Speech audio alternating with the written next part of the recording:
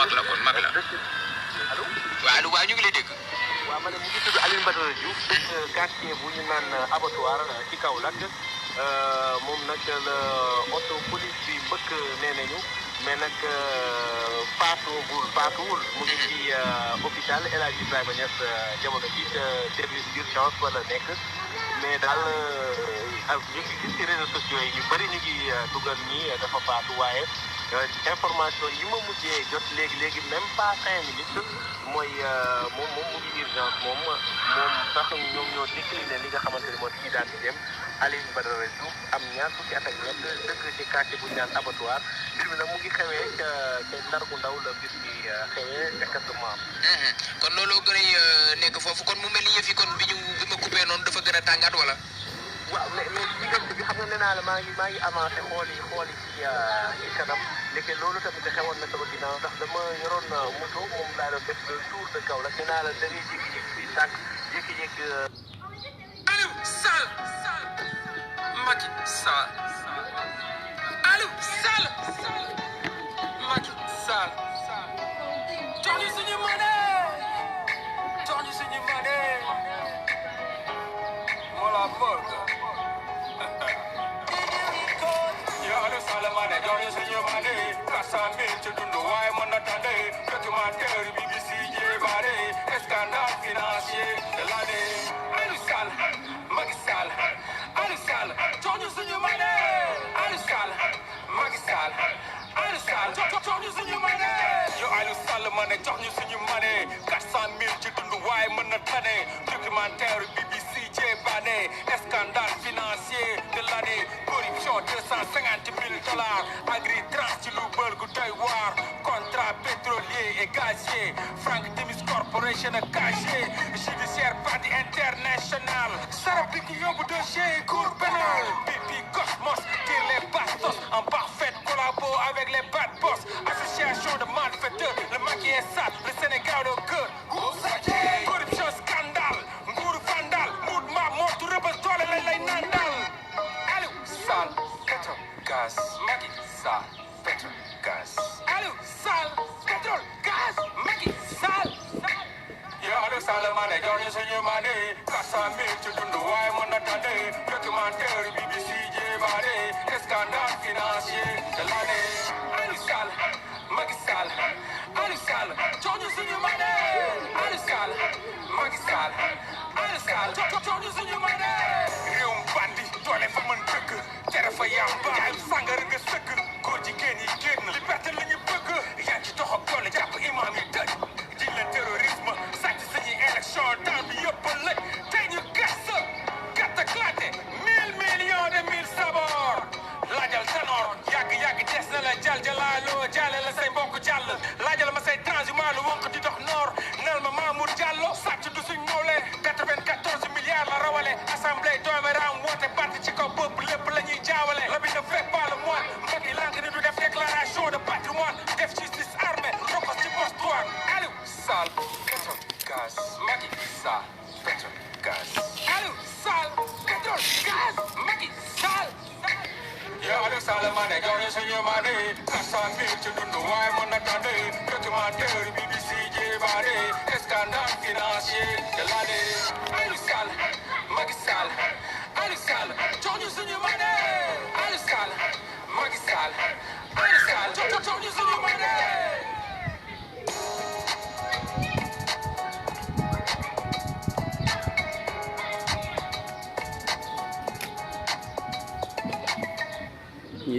asalaamaaleykum wa rahmatullah taala wa barakaatu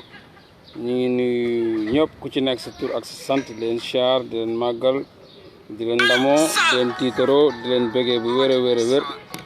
man la seen mbokk patriote Mollah Morgun seen xarit seen doomu ndey seen mbokk sénégalais ginnaaw bu ma nuyoo ku ci nekk char leen di leen bëggee bu wér a wér di leen wax ni maa ngi gis message yi maa ngi gis aussi point de vue yi maa ngi gis aussi seeni vision ak seeni idée yi ngeen di am ci live yi may faral di def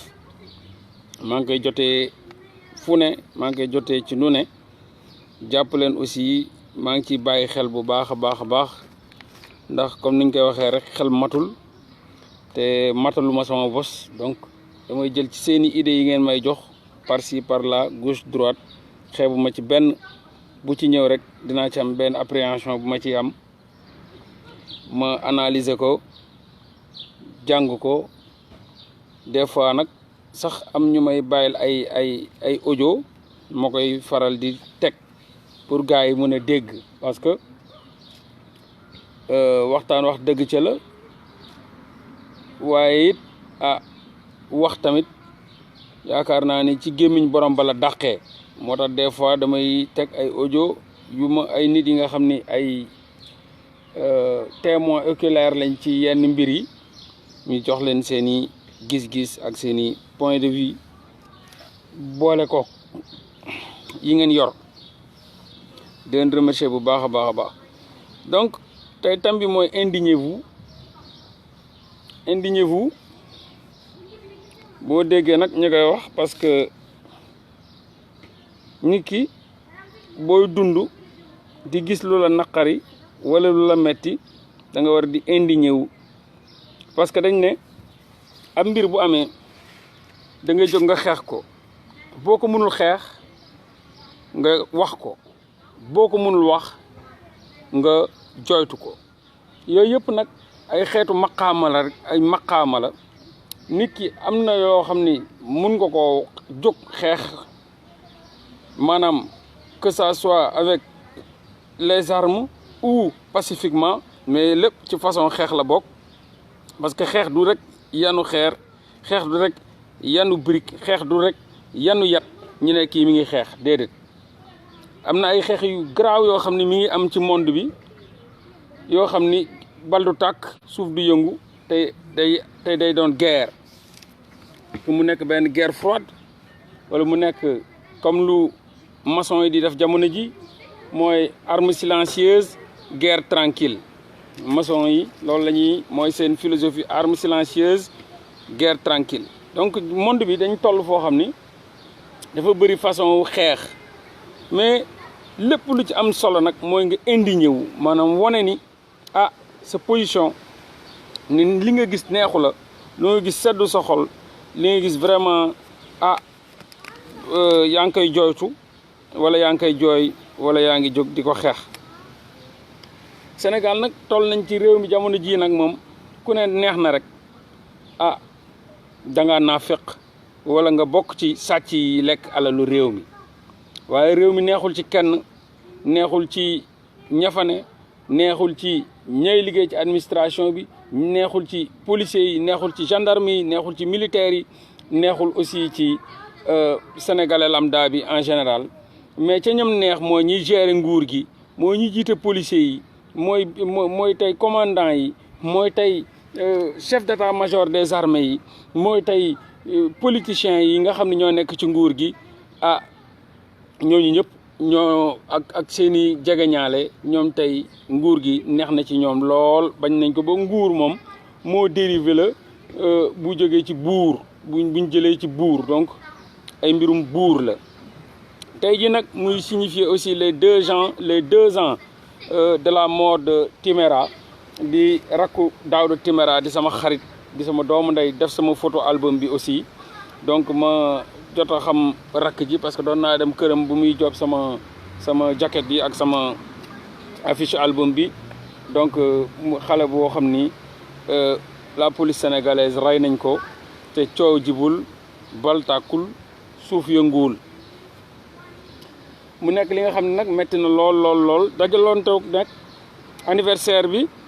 bu leen fàtte aussi tamit ni Mamadou Diop ndeysaan policier yee ko rey te bu leen fàtte aussi ni diggante boobu tamit bëri na ñi nga xam ni police sénégalaise bi moo leen rey waaye loolu lépp nag même bu ñu indexé police bi nga xam ne ndeysaan mooy suñu frère policier yi suñu rakk policier yi suñu jarbaatu policier yi nga xam ni tey jii loi rek la ñuy doxee dañ leen di imposer ay mbir kenn mënuñu ci déedéet kenn mënul branché donc ay mbir la yoo xam ni ci kaw lay jógee maanaam ci ministre de l'intérieur bi Aly Ngouille Ndiaye mu envoyé ko ci commissaire bi jot ci wala commandant bi ñoom luñ ci am mooy jóg leen dugg leen ci oto bi dajale leen lacrymo yi na tàkk fatali armé leen ko donc ñii la ñuy dem attaqué ci la population dal leen ci kawam. policier bi si boppam loolu neexu ko parce que mi ngi ñëw di jàmmaarloog waa koñam mi ngi ñëw di jàmmaarloog ay xaritam mi ngi ñëw di jàmmaarloog ay doomu ndeyam mi ngi ñëw di jàmmaarloog liñ naan ay mbokkam mais lan la ci mën les ordres sont à exécuter par A ou par B amul waroo xool waroo xalaat waroo sa xel warul dem ci dara lu buñ nee tiire buñ nee dóoral buñ nee reyal fàttewuñ fi El Capo bi nga xam ne nag rey na fi doomu jàmbur ca Thiès génn waa Thiès kaay yëpp génn taal pneu yi borom moto Jakarta yi gaa yëpp génn yëngal tey ji El Capo dàquñu ko tëjuñu ko dara defuñu ko lu dul jël ko maanaam mité ko feneen tey jii mi ngi Dakar encore El Capo ngi Dakar waaw dara yënguwul mais doomu jàmbur moom dee na suul nañ ko ci réew mi nga xam ne mooy Sénégal ndeysaan direct fendeegul gars yi reykatu nit yi criminels yi ñoom ña ngay dox seeni soxla te coow du jib bal du tàkk suuf du yëngu bu ñu jógee ci El Capo bi nga xam ne tamit rey na doomu jàmbur boobu gis nañ fi tamit le commissaire Sangaré dugg na ci pharmacie jàpp pharmacien ya woo ay nitam ñu jàpp leen pamti leen dóor leen saaxe leen ndax benn médicament kese bu mu waroon jënd ñu ne ko indil ordonnance sénégalais yi jooy ci même semaine bi lañ jël tey def ko mu nekk sûreté urbaine nekk ci chef bi jiite lépp luy police presque Dakar mu nekk sûreté urbaine muy mel ni tey jii maanaam dafa mel dañ naan la rayal nit yi policier bi rayal nit ki boo ko rayee ma yokku la grade te lu koy joxe grade nag mooy ñoom Aly Ngouille Ndiaye mooy ñoom Macky Sall mooy ñi nga xam ne ñoom ñoo yore pouvoir bi dafa mel ni loolu mooy mot de passe bi tuer les écraser les intimider les pour ngeen am ay grades yu kawe pour ñu kawel leen pour ñu màggal leen donc cette population là mérite d'être exécutée cette population là mérite la guillotine donc il faut les écraser pour ngeen am diplôme wala pour ngeen am ay grade donc loolu bu ñu demee ba nga xam ni ci biir police bi gis nañ ni ña ka fay jot a am loolu waral na tey jii ñoom amatuñ benn état d'âme ci nit yi n'est-ce pas buñ jógee ci loolu aussi ci la ñuy wax ba léegi injustice day ñun ñu ngi koy dund ñun sénégalais yi mooy almaxtuum lu mu wax réew mi de am na lu ne sauf justice loolu la almaxtuum wax réew mi am na lu ne ñàkkul maanaam réew mi am na lépp sauf justice réew mi ñàkk na lool justice muy réew kumba amul ndey ak kumba am ndey réew borom doole ak ku ko ñàkk ñooy dal ci kawam ñu koy xoqatal ñu koy dóor ñu koy takkate def naa fi ay live maintes fois di leen wax ci biir kaso bi la fa nit yi di daj mburutu ko daj ci fuur te même ci biir kaso bi am na ay inégalité sociale am na ay secteurs yoo xam ni borom alal yi ñoo fa ne politiciens yi ñoo fa ne xamuñu sax lan mooy kaso ku mel ni Bougazelli fa la newoon ku mel ni Karim Wade fa la newoon ku mel ni Khalifa Sall fa la nekkoon ku mel ni Thione Seck fa la nekkoon ñi nekk ci high secteurs yi nga xam ni chambre à deux la clim dina am ventilateur dina am lal dina am matelas bu nooy dina am rajo dina am télévision et puis xamul xat-xat des fois néeg yoo xam ni benn nit la foofu nag tamit la ñuy jàpp policiers yi nga xam ni en ce moment buñ defee ay crime réew mi yëngu ñu tee leen n'est-ce pas foofu lañ leen di tegagum ne leen toog leen fii jàpp seen lees ñooñu duñ gisanteeg sama genre gi baadoole yi nga xam ne ñi ngi ci chambre 200 personnes chambre 300 personnes yi nga xam ne buñ sangoo tey benn yoon lañ am droit sang ko ci semaine bi maximum boo ko amee mooy ñaari yoon ngay sangu ci semaine bi ñaari yoon ngay dugg douche ci semaine bi pour mun a cabinet bu sa cabinet boo safee cabinet tam say biir bi day daw nga yàq sa tubay buñ weeree buñ fóotee seen yére tamit dañ koy weer ci kaw miir bi fu ñuy fanaan ci miir bi ay pontong fa ñuy weer ko donc mu ne dund bu doy waar bu catastrophe boo xam ne ñun sénégalais ñi ngi koy dund ñun sénégalais nag ñu war a jóg nag dakkal loolu te xam ne nag ah bakkan bu mos dund di nga mos dee te tamit di dund ci naqar te xamoo looy fekk fële yaakaar naa ni nag waxtu woowu dafa jot pour nit yi jóg taxaw ñuy nekk victime de violence policière nekk victime de brutalité policière ak les inégalités sociales maanaam l'injustice ñi nga xam ni ñëpp teg nañ ci seen bët aussi mooy l'affaire Bougazelli n'est-ce pas l'affaire Bougazelli ñëpp gis nañ ni Bougazelli ah dañ ko fi jàpp ci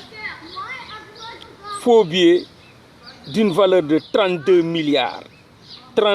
milliards bu ko policiers yi compté mat na 32 milliards de francs CFA. Bougazelli un député maanaam tey jii bu doon tey France la wala États-Unis wala tey Canada boo waxee député dañ naan peuple bee ko fal foofu moom député peuple mooy fal député te boobu du ko peuple bu dofe mais peuple bu conscient peuple bu yeewu ñooy fal seen député n'est-ce pas ñooñu bu ñu nee kii député la rek respect bi day am parce que dañ naan lii produit yu peuple bi la donc il faut ngeen respecter produit peuple parce que lii choix peuple bi la peuple bi ñoo choisir nit ki waaye c'est le contraire au Sénégal où peuple boobu noonu du choisir nit ki mais politiciens bi dañuy def seeni liste am ay criminels ci biir am ay violeurs ci biir am ay détourneurs de deniers publics ci biir am ay anciens maires anciens députés yoo xam ni ba tey ñi ngi seen dossier ñi ngi OFNAC wala ñi ngi IGE donc ñu dajale leen n'est-ce pas ci benn liste ne liste Macky Sall APR ne liste Macky Sall jël ah seeni nit nga gis ci Bougazelli ndax Bougazelli moom falsificateur la de faux billets nga gis ci keneen ak keneen ñii ay kii violeur la kii tëddee jabar jàmbur yi la nekkee kii nangam donc kenn xamul seen background léegi ku nekk sénégalais yi di voter n'est-ce pas ci liste pas ñu nekk ci biir déedéet contenant bi pas contenu bi mais contenant bi dafa am contenant ak contenu bi mooy lu nekk ci biir contenant bi moom mooy mbuus mi maanaam moom mooy mbuus mi wala moom mooy xotti bi moom mooy liste bi nga xam ne moom mooy ñu ne APR la liste APR donc ñu ne ah Macky Sall liste ana liste Macky Sall bi ñu ne bii mooy liste Macky Sall bi mooy fas bi ñu ne ah xaaral ma votel ko donc nit yi di voté maanaam ci au nom de Macky Sall ñu votel ñi nga xam ni xamuñu seen background xamuñu seen démb xamuñu yu bon yu ñu doon def xamuñu ni amal nañ sàcc nañ alalu réew mi amal nañ àq réew mi am na ay comptes yu ñu war a rendre le réew mi donc mu mel ni ah affaire yi féete na boor kenn xamatul kan ngay voteel kenn xamul lan moo war a tax nga dem jëli sa carte pour voter donc tey jii ci lu mel noonu la Bougazelli génnee ñu jàpp Bougazelli ci 32 milliards de faux billets Bougazelli matagul at 8 mois derrière mooy même jour bi ñu jàppee Bougazelli ak tamit muy corrompre agent bi policier bi corruption ci di ko proposer 20 millions xam nga 32 milliards boo ci génnee 20 millions moom du dara encore une fois mu amaat beneen délit mu ñëw di proposer l'agent 20 millions pour mu bàyyi ko mu jàll donc agent policier bi jàppoon ni diñ kile jàpp ne ah bande bii de crime la def parce que lu Bougazelli def boo demee États-Unis loolu crime la tudd crime boo demee France crime la tudd boo demee Canada crime la tudd boo demee Espagne crime la tudd boo demee Japon crime la tudd boo demee Singapour crime la tudd boo demee Inde crime la tudd boo demee Corée du Sud crime la tudd waaye ah dëkk yu baax yooyu nga xam yàllaa leen baaxal ña baax nit ya baax ñëpp a baax bëgg seen réew di tabax seen réew nit ya yeewu loolu foofu noonu li Bougazelli def mi ngi tudd crime bu doy waar la bu yéeme parce que association de malfaiteurs la def ana ñum àndaloon ñooñu ñi ngi ci kaso bi génne wuñ leen donc Bougazelli rek lañ génne ci loolu mais ñi ngi leen jàppee ci association de malfaiteurs ana ñeneen ñi kenn laajtewul parce que Bougazelli mooy kumba am ndey bi ñeneen ñi baadoola ya ñooy kumba amul ndey même chose la aussi le problème de Thione Seck moom association de malfaiteurs lañ ko jàppee waa Thione Seck rek a génn baadoola yaa ngi ci biir di croupir moo tax Sénégal ku fa ne baadoolo war nga di moytu ku fa ne baadoolo bu amul ful la amoo fayda jóg xeexal sa bopp war ngaa mën a maytu te xam ni fii problème bu fi amee yow ak borom doole yow di borom doole bu ñu leen jàppee di borom doole dina génn bàyyi la fa. même chose que l'histoire se répète ci Bougazelli Thione Seck ñi ngi leen jàppee Thione Seck ñi ngi ko jàppee 50 millions d'euros 50 millions d'euros de faux 50 millions d'euros de faux lañ jàppee Thione Seck donc Thione Seck def 9 mois ñu dóor ko liberté provisoire définitive Sénégal nag loolu liberté provisoire définitive la tudd liberté provisoire boo xam ne en fait c'est définitive de bu ñu la bàyyee rek day bàyyi nañ la doo ñëwaat bu dee yow baadoola bi nga boo deful ndànk di nga ñëwaat n'est-ce pas parce que bu ñu fi jàppee Taïb Socé def ko liberté provisoire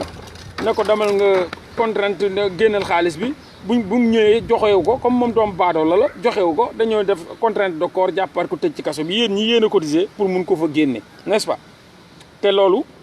mosu leen cotiser ministre bu ñu jàpp wala député bu ñu jàpp wala maire bu ñu jàpp wala benn Bougazelli bu ñu jàpp mënu leen ko loolu parce que tout simplement moom mooy buur ñoom ñoo bokk ci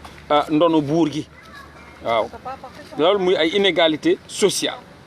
donc ñu jàpp ci comme ginnaaw bu ñu jógee Thione Seck moom bàyyi na fa ay nitam ñam àndaloon ñam doon liggéeyandool te ñu jàpp leen ci 50 millions d'euros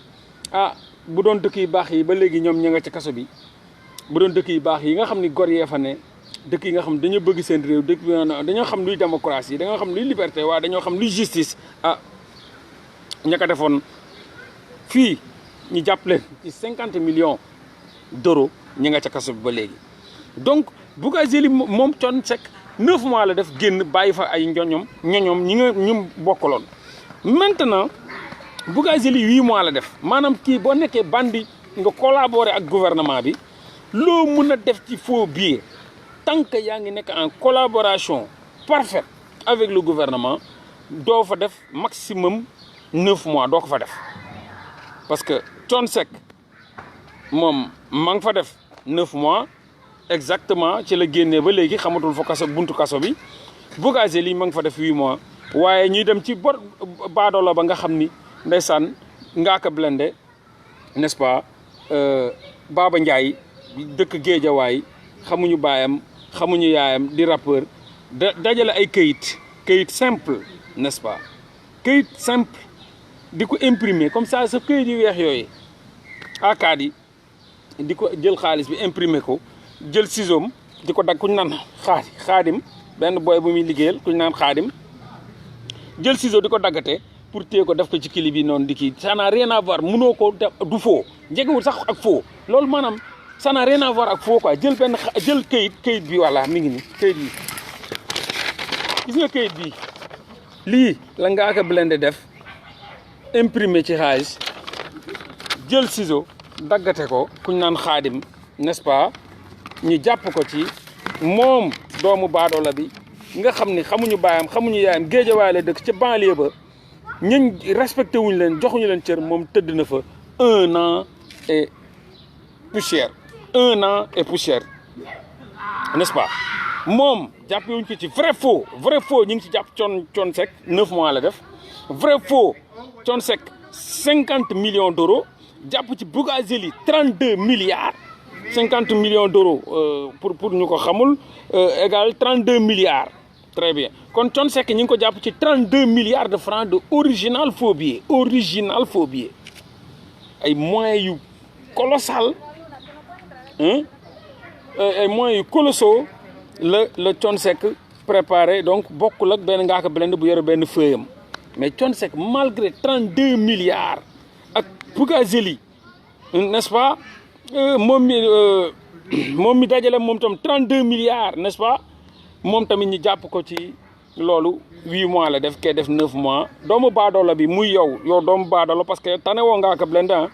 baadoola nga yow comme Ngaaka Blindé comme man comme yow mii di ma déglu keneen ak keneen ay ñun ñëpp ay boromu baadoola lañ koo xam ni buñ ñu jàppee woon liñ jàppee Bougazelli ba léegi ñu ngi ci kaso bi lañ jàppee Thione Seck ba léegi ñu ngi ci kaso bi waaye Ngaaka Blindé moom ndeysaan malheureusement moom kumba amul ndey bi moom mi ndeyam ñàkk moom mi baayam ñàkk moom mi nga xam ne mi ngi issu du ghetto moom tëdd na fa 1 an et quelques mois après ñu doog juge bi ñëw toog doog ko interroger doog a gis ni ah ay benn booy bu doon foo la yor benn feuille bu weex di photocopier pour dagg ko ak ciseau pour mun ci def clip nga xam ni jaaykatu caaf bi sax xam na ni faux la parce que amul moyens yi donc muy lu kéemtaane li nga xam ni injustice boobu ah bu doon dëkk yu baax ya comme nu ma koy faral di waxee dëkk yu éveillé yi dëkk yu population yi yow dëkk yu population yi déterminé wu ah lii du demee nii lii du fi naax saayee nii l'affaire Thione Seck du fi demee du fi naax saayee nii et ñu ñëw nag jàpp boo xam ne député la un député du peuple représentant du peuple ñu jàpp ko ci 32 milliards de faux ah loolu ku ci ma gis sénégalais yi nag indigné wu nañ sincèrement ah ñëpp jooytu nañ ko mais ñun indignation bi ci jooy lañ yem ci mettitlu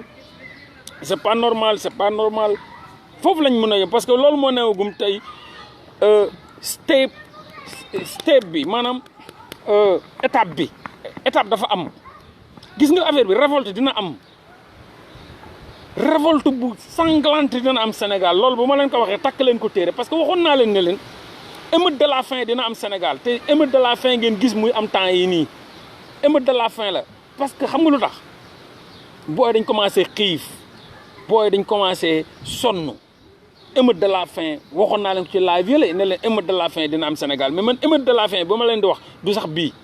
ci village yi lay jóge di ñëw waaw village yi lay jóge di ñëw ñu toog xool amuñu lu ñu lekk amuñu lu ñu naan ñu affronté nag gars yi loolu ci village yi lay jóge di dugg ci ville yi ba mujjee doon lu kéemtaane lu tàng jër ci Sénégal te kenn du leen téye te kenn mun leen téye parce que chaque jour lu ma leen wax du révolution now will be televised la révolution n'est jamais télévisée kan moo gis émeute yi nga xam ni moo am Sénégal nii jamono jii yoo xam ne dem nañ ci préfet naan dañuy déposer ay demande de marche déedéet moo tax man la foo leen gisee demande de marche rek bu leen dem du xeex du am demande de marche ñu déterminé wu ñu jóg pour fight duñ def demande dañuy jóg spontanéité boobu noonu nee naa la révolution est spontanée et instantanée instantanéité ñaar yooyu moo nekk ci révolution ñooy jóg kenn xamul ku leen di programmer kenn xamul benn injustice lañu gis rek jóg aux États-Unis ça s'est passé comme ça nit lañ rey lan moo tax lu mat 50 états aux États-Unis 50 états yëpp jógandoo kan moo leen contacter États-Unis dañoo am ay aar lu ñu bokk dañoo am ñoo lànk dañoo am ay frappe dégage ay France gi langam na déedéet amuñu dara société bu yeewu lañ yor rek société bu déterminé wu jóg ne dañuy taxaw pour xeex injustice ba président américain l'ex-président américain jóg naan leen c'est bien fait lii la jóg leen ngeen fayital seen bopp contre l'injustice contre les bavures policières waaye contre aussi le racisme ba ancien président bi jóg dugg ci ba George Soros jóg dugg ca ma nga ca moom tamit ci biir combat bi ba tey yi nga gis Trump daw ba ci biir palais bi dem di fanaan ci ay bunker génn daw dem ci église bi daw génn bible bi génn ko di ko wone di wone ni moom Jésus di wax di yuuxu Jésus donc mu nekk beneen guerre boo xam ni États-Unis yëpp génn nañ taxaw ñooñu dañoo déterminé wu ñooñu dañoo pare ne kenn du leen jiite ci lenn foofu amul ñenn ñuy jiite di def ay récupération nangu xeexu jàmbur yi n'est-ce pas pour ñëw jël ko utiliser ko à des fins crypto personnelles loolu du combat donc instantanéité boobu ak spontanéité boobu mi ngi am te kenn mënul taxaw ne man maa génne gars yi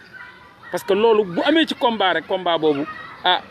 combat bi niil na bu ne nit mooy taxaw naan maa génne gars yi maa génne lii maa def nangam ah Kaolack kan moo leen génne kenn génnewu leen Kaolack démb tàngal nañ réew ma tàng jër toute la nuit maa ngi leen di dégg maa ngi nekk en direct di leen dégg Touba tàngal nañ réew mi ku leen génne kenn génnewu leen kan moo leen jiite kenn jiitewu leen loolu mooy révolution affaire ba law dem Mbàkke tàngal kan moo leen génne kenn génnewu leen ku lan moo leen génne yee seen combat la ñoom ñëpp par ban moyen lañ jaaree kenn moo génne dóor keneen génne dóor police ñëw affaire ba tas mu dem Mbàkke jóge Touba dem Mbàkke law Jurbel dugg Kaolack Dakar sax démb am na ay yëngu-yëngu mu am ay émeutes partout au Sénégal kan moo ko jiite kenn kan moo ko moom kenn kan moo mun a approprier combat boobu après mun cee wut ay financement kenn loolu mooy combat. bu ma gisee sénégalais toll ci niveau yi ma xam ni nag ah sénégalais yi nag fii nag moom conscience mi ngi commencé di wane boppam parce que suñu combat kenn waru ko jël di ko utiliser à des fins personnelles crypto personnelles parce que c'est un combat d'honneur c'est un combat populaire c'est un combat de la population mais du combat wu kenn bu ne man maay papa yi ñii man dañ financement wu lii nangam ak nangam parce que jamono ji ñëpp war a xam ni ce gouvernement là vit dans le tâtonnement total du tâtonnement au sommet de l'État et tout le monde l'a vu tâtonnement bu grave mi ngi am xool leen ma rek depuis le début de la pandémie ban politique le gouvernement bi proposé mu réussir la ma leen koy laaj ban politique de sortie de crise wala d'appréhension de cette crise ou bien de cette crise sanitaire bu gouvernement bi jël ay prérogatives wala ay solutions yi nga xam ni réussir na ban wax leen ma gouvernement bi ñëw na taxaw ne écoles yi dañ koy tëj ñu tëj écoles yi mu taxawaalu jël ay milliards ñëw ne ah jox ko rakk jabaru Macky Sall jël alal gi yëpp 1000 milliards mu cotiser ko 1000 milliards mu cotiser ko cotisation jàppale leen ma limbal sarax ngir yàlla ñu dajale 1000 milliards jox ko mu ne ah damay def état d'urgence damay déclencher benn état d'urgence n'est-ce pas ñu ne waaw mu indil ñu ceeb tegal ñu ko ci ay oto mbalit taqale gauche droite France daal di xëddeen kenn gisul ceeb kenn tànqul ceeb kenn gisul dara 1000 milliards yi kenn gisul ko gars yi nga doon rayante seen biir Mansour Faye goro la non goro Macky Sall Mansour Faye n'est-ce pas ñu France daal di xëddeen ñu jógeti foofu ñu ne ñoom pare nañ def nañ ay prérogatives de pare nañ lépp école bi dañ koy ubbi c'est normal pare nañ lépp def nañ ko école bi instant yi parfait c'est correct école bi moom day ubbi allah kulli al kenn mënul fexe ba école bi ubbi ñoom pare nañ lépp nice mat na génn ci télé yi di wax ministre de la santé ministre de l'éducation nationale ministre de l'enseignement supérieur ñëpp génn donc ñu def loolu encore France daal di xëddeen école ba léegi ubbiwul alal ga ñu jël tamit ne dañuy yóbbu 12 milliards ci l'Hexagone ci bitim réew pour sénégalais yi gis nga fu mu mujjee France daal di xëddeen donc ñu ne jàkkee ak jumaa yi dañ koy tëj pression ba ñu ubbi jàkkee ak jumaa yi ne aj dem leen ku mu waaye neex julli on s'en fout donc amul lenn benn prérogative boo xam ne gouvernement bi jël nañ ko ci dara mu réussir bu fekkee ni tamit gis ngeen benn wax leen ma lan la depuis que Covid bi commencé ba léegi pandémie bi lan la gouvernement bi jël benn décision ba léegi mi ngi taxaw ci décision boobu changé wul te décision bi mi ngi amal njëriñ askan wi ñu ngi ci gis seen bopp askan yëpp kontaan nañ ci loolu wax leen ma benn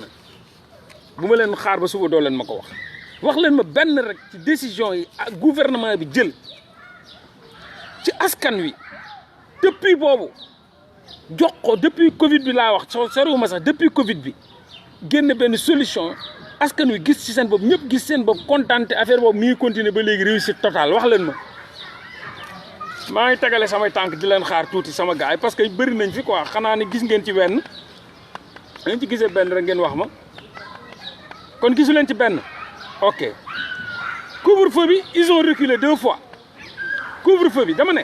décision boo xam ni ñëpp gis nañ seen bopp déglu leen de gouvernement mooy jël décision yaa ko jox les moyens et tout nécessaire lépp mu jël décision boo xam ni askan wi gis nañ ci seen bopp kontaan ci applaudir remercier ko ci ba tey décision boobu da changé wuñ ci point virgule mi ngi évoluer loolu laa leen laaj du couvre-feu parce que couvre-feu changé nañ ko 2 fois donc du couvre-feu wax leen ma beneen séddoo ceeb bi lépp nax saay kenn gisul ceeb bi ñii ay 2 kilos lañ am ñii 3 kilos ñuy lekk ñu ñuy gisuñu ceeb wax leen ma amul dem la woo waa APR yi ñu ñëw wan ma ban rek boo xam ni décision boo xam ni Sénégal gis nañ ci seen bopp askan wi gis nañ seen bopp te réussir na te ba léegi changé wuñ ci virgule mi ngi fi ba léegi dara zéro tous nada kon nag ça montre encore une fois gouvernement bi ci tâtonnement bu extraordinaire lañ nekk extraordinaire je dis bien maanaam ngeen jàngee ci ni tâtonnement bi au sommet de l'État doy na waar amuñu benn vision amuñu benn clairvoyance amuñu benn politique de développement budul tâtonner kon nga gis ni gouvernement bi vraiment doit foutre le camp d'ici parce que ça suffit quoi. Macky Sall est l'un des présidents les plus nuls du monde, ou bien même le plus nul au monde. Le plus nul au monde. Parce que les faits sont là. C'est pas quelque chose que j'ai créé, ou quelque chose que j'ai fait. Mais devant tout le monde, wax leen ma benn politique pour me réussir. Zéro. Rien. Tous. Nada. Nothing. Zéro. Rien. Tous. Nada. Nothing. Réussir. Maintenant, ce peuple-là s'est réveillé tout seul. Peuple ba jóg nañ fippul seen bopp tàngal xëpp ci kaani xeex ak ñoom te xam ni ñii gouvernement wu doomu xaraam la gouvernement wu bandi la gouvernement wuyu la gouvernement wu assassin la ñi ne nag xaaral ñu jóg nag jàmmaar la ak ñoom parce que buñ ko deful ñii dinañ ñu rey ñii dinañ ñu sànk ci kaw loolu lan dañoo xëy rek ne la dañuy def lu ñu naan couvre-feu wër naa ci monde bi ci dëkk yu ma la wax yëpp yu développé parce que man bu may joxe exemple damay jox ci dëkk yoo xam ni dañoo développé wu dañoo liggéey seen dëkk ba développé wu du ma jël ay dëkk yu torox Sénégal bokk na ci dëkk yi gën a torox ci monde bi 20 ou 19e pays les plus pauvres au monde donc du ma dem jëli ay ñu am 17 pays les plus pauvres 17e pays wala 14e pays wala 10e pays damay jël ñi nga xam ne ñoo monde bi ak nu mu toll yëpp nga bokk ci les 19 pays les plus pauvres au monde kon yow bu may jël exemple damay jël ci ñi la tane parce que yaa ngi fen di wax sénégalais ne pays émergent en voie de développement donc fen ya nga nekkee donc il faut ñu teg ko maintenant dëkk yi ma xool te ñu développé benn amu ci couvre-feu aux États-Unis amul couvre-feu en France amul couvre-feu en Espagne amul couvre-feu en Italie amul couvre-feu te dëkk yi nag dëkk yi développé la am des centaines de milliers de morts aux États-Unis des centaines de milliers de morts amul benn yoon couvre-feu benn yoon décrété wuñ fa couvre-feu en France des milliers de morts déclenché wuñ fa benn yoon couvre-feu en Espagne des milliers de morts déclenché wuñ fa benn yoon couvre-feu en Italie des milliers de morts déclenché wuñ fa benn yoon couvre-feu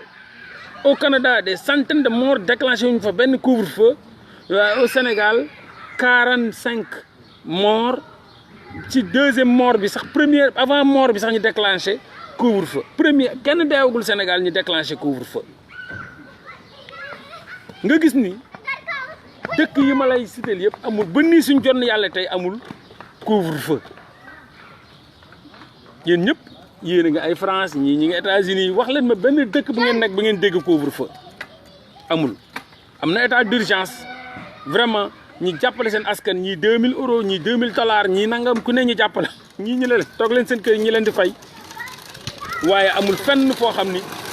def nañ fa couvre-feu génn ay policiers génn ay militaires génn ay gendarmes ne leen écraser leen rajaxe leen rey leen seen nangam tànn ñi donc muy wane ne encore une fois pour xamuñu sax politique bu ñuy créer c'est-à-dire réew mu nekk dafa am politique am boo ko war a nga war a sa modèle politique boo war a teg pour mun a dimbale réew mi waaye gouvernement bi nga xam ni n'est-ce pas moom ci tâtonnement lay dox ak copier-coller gouvernement boobu man je pense pas que dina dox waaw exactement bëri na dëkk yi développé yëpp ah je parle de la France je parle de la Suisse de l'Espagne dëkk yi ay couvre-feu amu fa waaw y avait des villes mais pas le pays il y avait des villes peut-être mais même loolu noonu c'est pas éternel c'est benn jour ñaari jours ne me donnez pas des exemples yi nga xam ni benn fan la couvre-feu benn fan ñaari fan une semaine non on parle pas de ça loolu peut-être benn situation la ñu bëgg ko décanter vite fait rek ñu dóor ñu xam ne fii couvre-feu la il faut ñu def ko pour mun a romb mais man je vous parle d'une manière générale d'un pays je te parle de Canada une cinquantaine de régions je parle de l'Espagne des cinquantaines de régions je parle de l'Italie des cinquantaines de régions donc je parle de waaw couvre-feu bu mu mun a doon tamit que ça soit en Nice ou bien si yenn régions yi c'est juste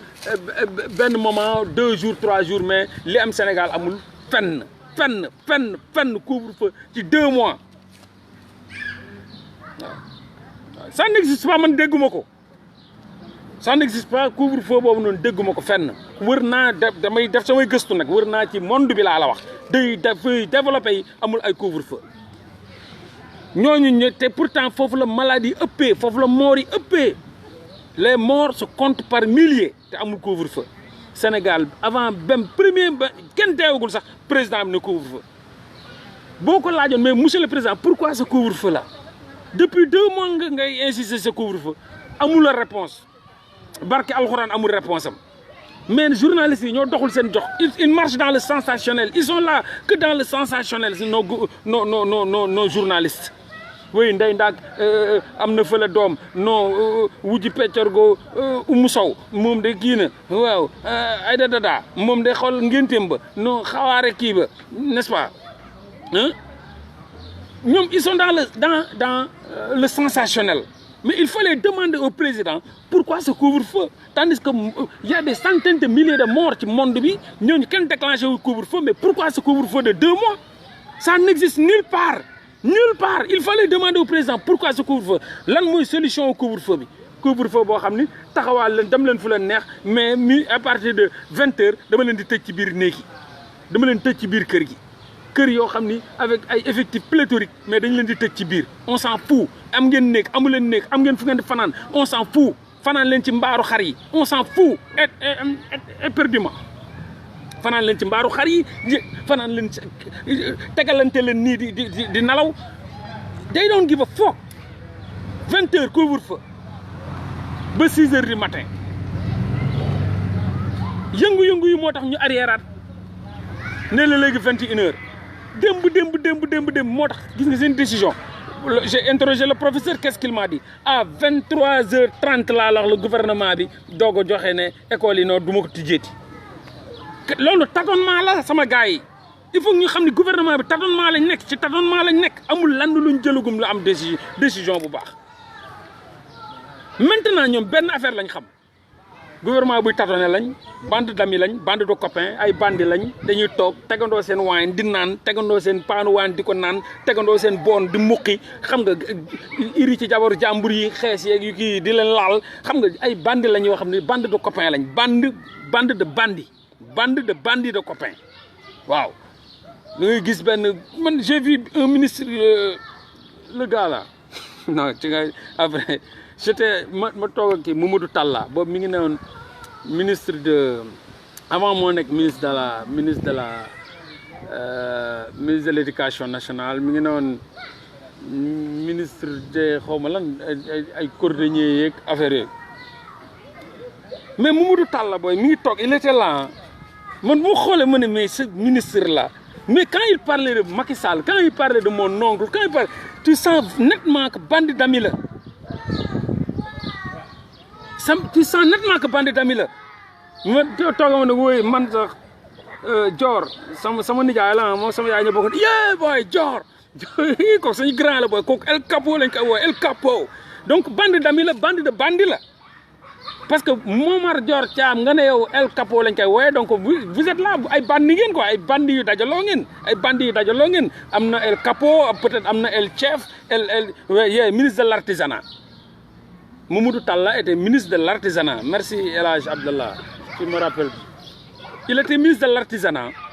Ministre de l'artisanat moo jógee ministre de l'artisanat léegi nag ministre de l'éducation nationale fii moo neex Sénégal neex da ngay nekk ministre douche bi suba nga génn nekk ministre mbedd mi ginnaaw suba nga nekk ministre immeuble bi ginnaaw suba nga nekk ministre bopp koñ bi c'est-à-dire yow compétence yëpp nga am ministre Sénégal daal ministre bi moom compétence yëpp la yor yëpp la yor yàlla la daal ministre Sénégal yàlla waaw. am nañ El Capo moom sama nijaay mooy El Capo moom El Capo lañ ko woowee bay tegale tànk bi xoolal teg Marlboro rouge am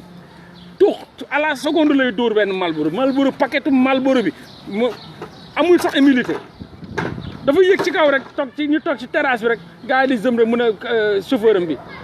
bi sax ab mbokkam la mbokku tukulóoram la di làkk tukulóor dama nga indil ma Marlboro bi si sama oto bi chauffeur bi daw dem indil ko Marlboro mu teg paquet bi ubbi tak commencé tux à la seconde tux di nit yi toog ba léegi Mamadou Talla laajtewul ba xam da ngay tox wala du tox déedéet ma ngay xër nit yi fu mu toog la toog di ratatati wooy El Capo lañ ko wooyee kooku sama grand la non El Capo ay yéen a bokk sa yaay yéen a bokk ndey ba ma ne ko yee ñoo bëgg ne yee non xëy commencé raconter da ngay gis atmosphère bu muy expliquer noonu ça montre que c'est des amis c'est des bandes d'amis c'est des bandits El Capo mooy sama oncle bi donc El Pistolero Macky Sall lii Macky Sall laa non xoolal bay non mais Macky non dina ko changé non dina kii comme ay gars yoo xam ne dañuy woowante di mais c'est pas du sérieux dirigé wuñ ci sérieux bu doon en France tey jii moom c'est pas comme ça c'est pas des bandes d'amis ils se connaissent pas même ici les gens ne se connaissent pas donc en Europe culture boobu la ñu am ils se connaissent pas duñ marabutante parce que xamante wuñu ils se fréquentent pas Europe ay États-Unis doo dugg ci kër jàmbur boo génnee sa kër doo dugg kër gu la neex Sénégal da ngay dugg kër gu la neex donc ministres yi ñoom ñëpp ay gaañ lañ dañuy fréquentante dañoo joxante ay tour nekk ay gaañ donc bandi lañ ay bande d'amis ay bande de bandi d'amis lañ ay bande de bande d'amis ñooñu ñoo jiite Sénégal ci kaw loolu rek ngay gisee ni donc lépp lu ñuy def dañuy tâtonner amuñu politique amuñu modèle de politique bu ñuy jiitee réew mais dommage que sénégalais day faj mer bu meree dara buy faj mer noonam sax mun na ko fal bu la meree sénégalais bu la meree moom ak dofa yam du xalaat xam nga lan lay def day xool ku sa ennemi mu fal ko fekk yow sa ennemi sax l'ennemi de mon ennemi est mon ennemi mais li jëntiwul loolu l'ennemi de mon ennemi est mon ennemi non li jëntiwul loolu wala l'ennemi de mon ennemi est mon ami moom li jëntiwul loolu parce que kii moom bañ na la rek bañ na la c'est Abdoulaye Wade moom màgget la Abdoulaye Wade bëgg a teg doon on s'en fout Abdoulaye Wade na fi jógee par bi ma jóg nga jóg keneen jóg pum ñu ñëw teg fi Macky Sall ne dajal ngeen nag man ngeen doon wër nag dajal ngeen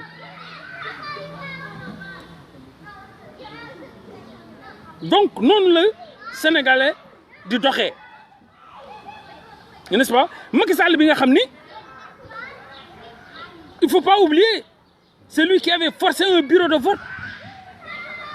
et voté sans carte d'identité. Depuis que Sénégal existe, Macky Sall est la première personne pour voter sans carte d'identité, forcer bureau de vote, voter sans carte d'identité. Loolu boo ko defoon États-Unis doo musa falu président loolu boo ko defoon France doo musa falu président barke alxuraan lii rek daane na nit.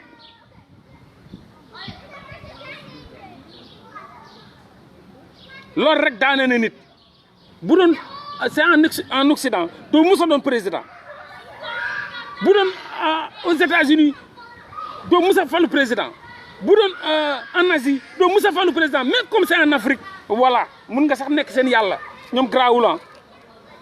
mais dëkk yu baax yi nit mënul forcer un bureau de vote et voter sans carte d'identité di nekk président mais loolu la doon celui qui a forcé le bureau de vote et voté sans carte d'identité est devenu un président au Sénégal. Merci beaucoup. Les élections de 2007 à Fatick, c'est la première personne qui a voté sans carte d'identité et forcé un bureau de vote. kooku moo mujj a doon seen président yéen sénégalais yi kooku ngeen fàtte loolu yëpp fàtte background am nga xam ne mu ne 7 milliards xaw ma 8 milliards la ko Macky Sall Abdoulaye Wade may fond Taïwan ne 7 milliards 8 milliards la ko Abdoulaye Wade may kooku ngeen def seen président tey lan ngeen war a mun a regretter ci après amu leen pour regretter vous avez voté koo xam ni pour quelqu'un boo xam ni dafa forcer bureau de vote dafa voté sans carte d'identité te loolu bu doon dëkk yi baax yi dootul ñëw dootul am xoolal ndeysaan canadien yaa ngi ne ñoom ñëpp ñi ngi ne toog seen jàmm ñoom xam nañ ñuy votel de ñu ngi nii ñoom ñi ngi ne di confiné wu ñu ngi si jàmm ñoom ñi ku ci ne ñi am nañ $2000 $3000 ña ngay ree ñu ngi ji gouvernement defaral na leen ay kii xale yaa ngi foofee defaral nañ leen ay sites yi rafet xale yaa ngi foo xam nga seen parents yi ñi ngi toog nekk seen jàmm ñii ñi ngi am ay $2000 ñii $3000 duñu liggéey ñi ils sont bien parce qu'ils ont voté pour quelqu'un boo xam ni xam na seen wareef xam na wareefam waaye xam na seen ak xam na seen yelleef mu jox leen ko man xaj bu dee bii nag votel doomu xaj moo tax maa ngi nii di wax rek ñoom ñu ngi may seetaan ñoom ñi nga xam ne ñoom seen baay yu baax ak seen yaay yu baaxee jur ñu baax ña nga ne la fële ñu baax ñaa nga ne la toog jàpp seen lees man doomu xaj bi nag bi nga xam ne man juróom na fu ma war a juree ma fal ab ay doomi xaraam ñu jiite ma moo tax maa ngi toog nii di ratatat ña ngay toog di reetaan ñoom yoruma gat lu ma yor dama koo liggéey lu ma yor maa ngi bëgg a dee sama gouvernement jàppale wuñu ma ci dara jàppale wuñu sama askan jàppale wuñu sama baay jàppale wuñu sama yaay mais comme man lii laa mérité l'enfer je vais vivre l'enfer je mérite l'enfer je parle en tant que sénégalais je mérite l'enfer et je vis cet enfer là ñoom ñu ngi seen àjjana ñoom seen gouvernement xoolal ni mu leen def fii ma toog nii sax sama lanoo ko fi liggéey sama dara liggéeyu ko sama baay tegu fi dara sama yaay tegu fi dara gouvernement tegu fi dara maa ngi jëriñoo sax loo xam ne seen i nguur ñoo ko liggéey ñoom seen i nguur ñoo liggéey loolu ma ñëw di jëriñoo seen péex ñoom bu ñuy ji seen i garab pour am ombre bi bu ñu mën a noppali ko man maa ngi fële man di fal ay doome xaraam ay doome xaj moo taxit fay laa nekk comme doome xaj di wax ñoom nit yi baax yee ñoom nit ya man mouton bi maa ngi fii di mbee ñoom nit yi ñi nga fee di ree ñoom nekk seen jàmm c'est normal on récolte ce qu'on a semé on récolte ce qu'on a ñii xamuñu ay émeute de la faim ñii xeexuñu de ñu ngi nii ndeysaan seen doom yi di foo tout à l'aise kenn Sénégal ba parc bu mel nii boo amul Sénégal ba Sénégal daj Sénégal ba mu daj amul lu mel nii te lii di mbirum foowukaay ci bopp koñ ci biir koñ bi sama gàll yi nii mi ngi nii maa ngi toog fii kon ngay xam ni nag on récolte ko ce qu'on a semé lii man maa ko semé man ak samay mbokk man ak yéen ak ñeneen ñoo semé lii di ko dund muy lu metti nag waaye xamuñu ko ñoo ko teg suñu bopp lii ñuy dund ñoo ko teg suñu bopp mais bon voilà léegi nag ñu boole ñu ak ay des actes Sénégal ay actes indignes révoltants et répugnants chaque jour matin midi soir chaque jour que Dieu fait tu vois des actes indignes révoltants et répugnants le peuple ne ni tekk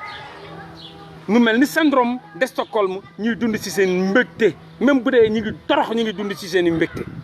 mi ngi mel ni Rëbës doo fa duggee doo fekk gars yi di jooy malgré que dafa métti mais gars yi dañuy waxtaan di ree loolu la mel dafa mel ni ñun Rëbës lañ nekk Macky Sall nekk suñu garde pénitentiaire ñu nekk ci biir di ree waaw parce que loolu lañ xam ay bandi lañ chaque jour ñu tëj ñu ci kaso bi kay dañuy dem ba nga xam ne ci biir kaso bi sañu kër fa lay ne waaw dañuy béggee foofu di happy safara gu ñuy dund noonu dañuy dem ba ci happy sax waay chaque jour Sénégal ngay gis laa la wax situation d'embrassement total bu war a mun a am d'embrassement total bu war a am mais nit yi dañ def tekk parce que dañoo ci malheur boobu dañ leen màggaaleel ba xamuñu sax ñu ngi ci malheur ñu dañ leen di tàggat ci malheur bi yar leen ci malheur bi yar leen ci torox tànge yar leen ci bon yar leen ci metti mais leen ci mer ba ñoom sax loolu dafa mujjee doon bonheur ci ñoom malheur lañ leen yaree ba malheur ba mujjee doon bonheur ñuy dund ay situation d'embrassement total te duñ jóg manifester contre les violences policières xool les États-Unis chaque jour que Dieu fait ay violences policières gouvernement bi xamuñu lu dul politique de l'usage de la force politique de l'usage de la force waaw ñoom loolu lañ xam parce que Macky Sall wane na force ñëw voté ci ab bureau politique boobu bureau